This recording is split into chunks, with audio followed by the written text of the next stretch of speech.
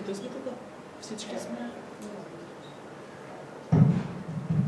morning. Before starting the panel, just want to inform you that Ms. Spurg, is it correct? We will use the translations. She's from the Montenegrin MOD, and your machine should be turned on, and you should set them on channel 2. That is what the technical support does. Okay.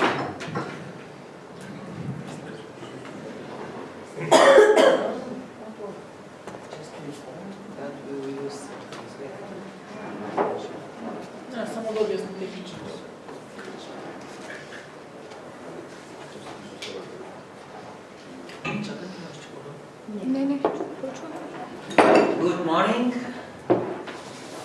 Again, today is our third day of our workshop, and I'm thinking that these days they really were very useful for all of us, because we have maybe to thank to the organizers because of their efforts to collect in this room wonderful experts from many countries with different experience in different areas connected to the gender issues at all. And that's why, especially for me, it's my opinion, it was a really useful time to hear so many different kinds of information from different points of view, and to share wonderful people and experts. And I really believe that in the future our connection will continue in the best way, because our mission is really important, I think. And I would like additionally to say that we have new member in our team, another man. Please, as applause, this man, this is Nikolai from Bulgaria, and he will support us today with the next panel, okay? And we will start with very interesting and more practical information about inclusion of women in operation success stories. It's really my pleasure to present, Vesna from Macedonia, Vesna Pokovska from International Vision University, and my colleague Sergeant Major Elvira Clark, medical staff, Navy, MOD, Montenegro. Welcome, dear ladies. And first of all, I would like to share some words about this panel at all. What it means, the inclusion of women in operations. Woman in military or civilian woman. Children, or civilian population.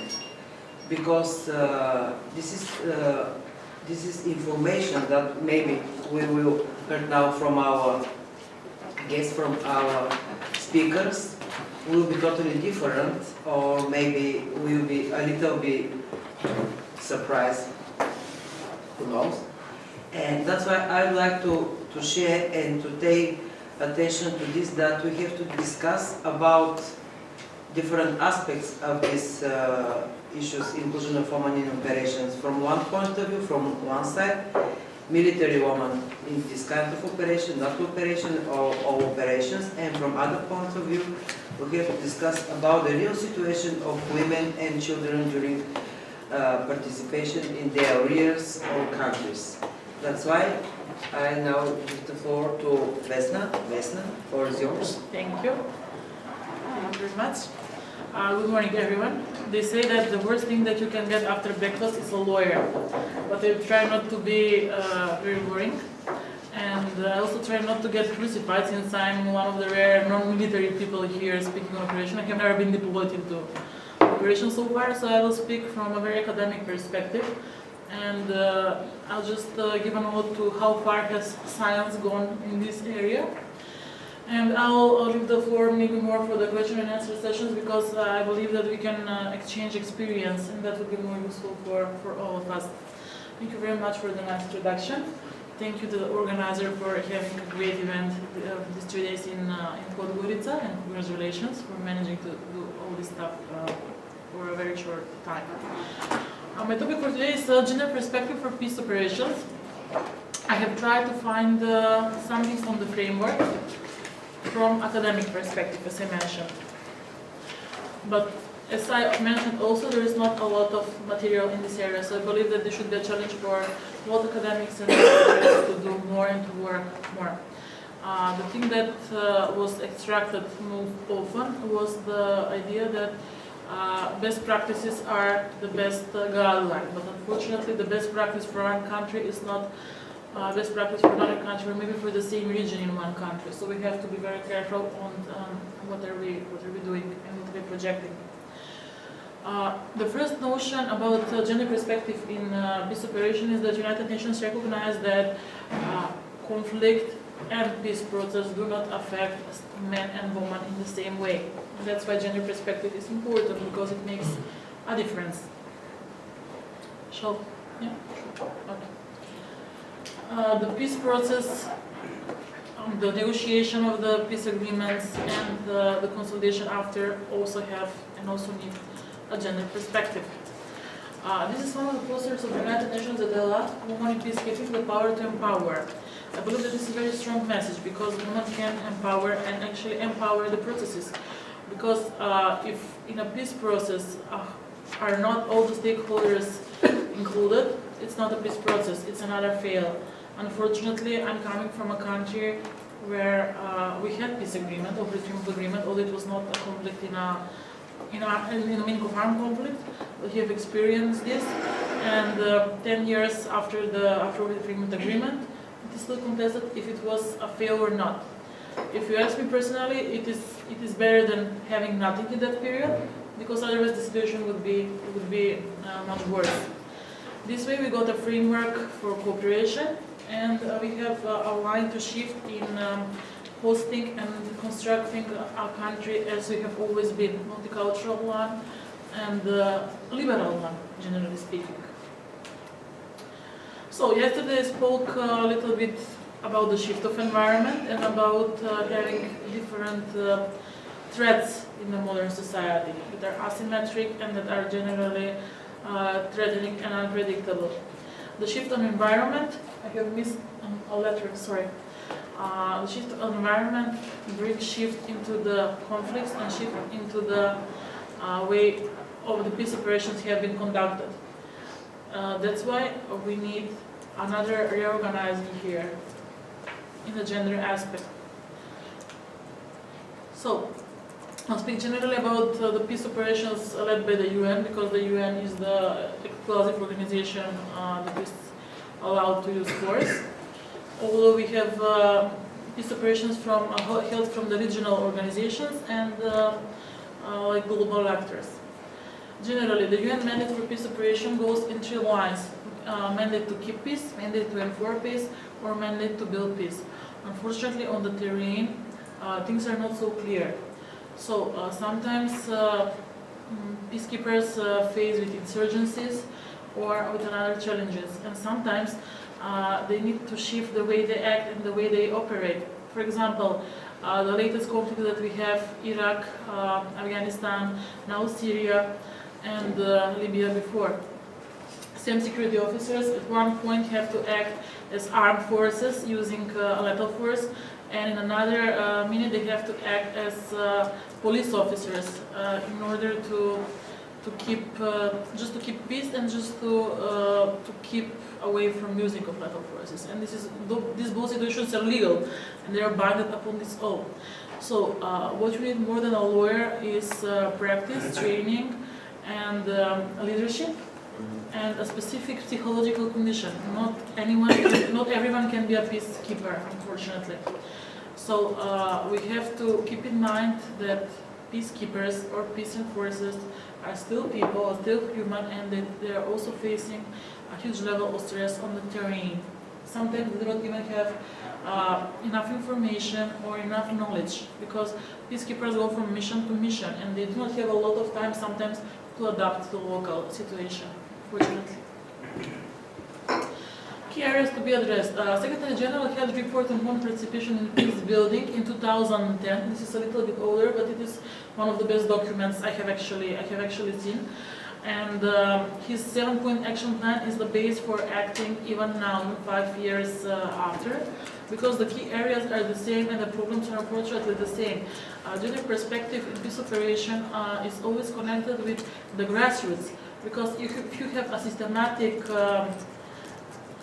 unequivalence or systematic submissive position, you are having a problem to achieve equality in any manner. You cannot have equality in one manner and forgetting the other 7 or 8 areas that are key. First is just shortly to go through the action plan of the Secretary General of the United Nations. The 7 key areas. Conflict resolution means that women should be included in the process of resolution in every phase, since the earliest phase of conflict resolution, and also in conflict prevention. Then the post-conflict planning, especially the budget planning and resources planning, because usually the post-conflict reconstruction of a country goes the way men would do that. For example, they need logistics, they need electricity, they need, I don't know, roads and machinery for agriculture, and the women need water in the houses, so they should not walk, I don't know, 2 hours to find supplies and to be exposed to threats in a complex security environment. Then, the post-conflict financing, it depends how will be the budgeting in which aspect, in which areas. Women have a specific health needs, for example, the reproductive rights, then the access to justice, because they are, unfortunately, they are still in most situations victims of a conflict rather than perpetrators. Unfortunately, also the both situations are applicable. Then gender-sensitive civilian capacities like administration and public institutions, so women can get encouraged to access the institutions and to look for justice, for their rights, for education, for everything, and to feel, welcome there. Because if it's the only girl in the school, she wouldn't go there. Her father wouldn't let her go, for example. Then women representation in post-conflict governments, the idea of rule of law and the economic recovery. But here also we have to be very sensitive and very careful, because sometimes it is not smart to push things.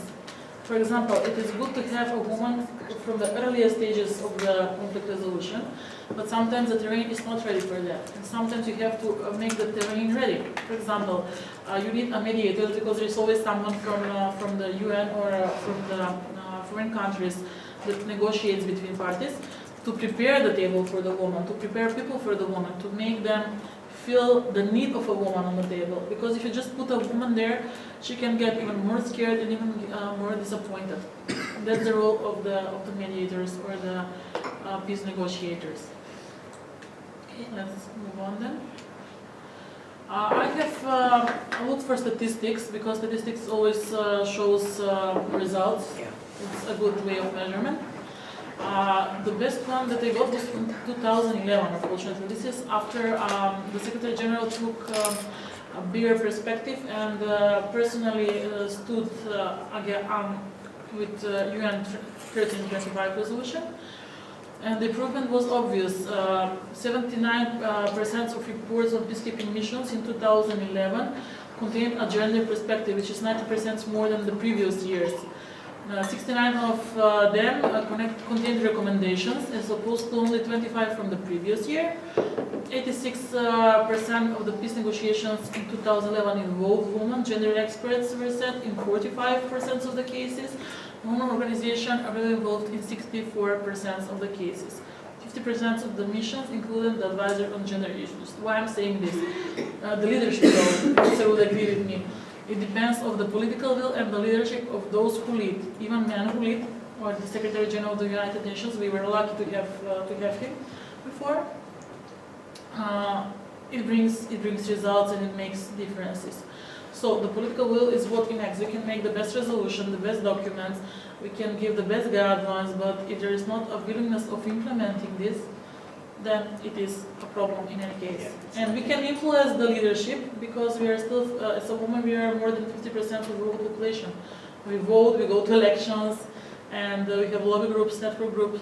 So I'm very sorry we didn't get a woman for a general secretary, but maybe the next one will have a better chance. If not, I'll candidate. We will support you. Yes, we already have done there. One of the key documents is are the principles for integrating the gender perspective. They're also from 2009, but they're also one of the best documents I managed to catch up with. They were launched by the Secretary General upon his pressure, as everything else in this period. These principles were developed in 3 sections, corresponding with 3 levels of military involvement: strategic, operational, and tactical. And I really love this document because it's very precise.